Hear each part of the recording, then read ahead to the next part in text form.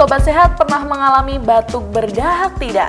Kondisi ini seringkali membuat seseorang merasa sangat terganggu loh, apalagi saat batuk berdahak menyerang di malam hari membuat tidur tidak nyenyak.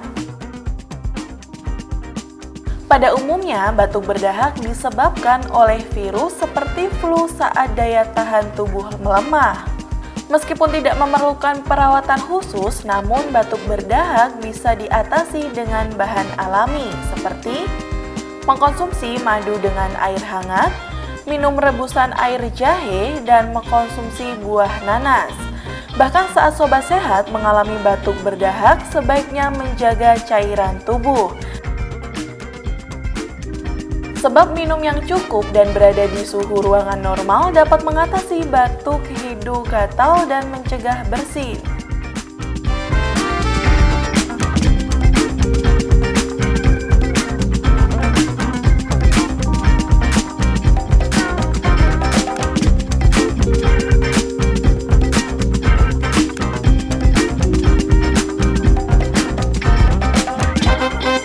Terima kasih sudah nonton.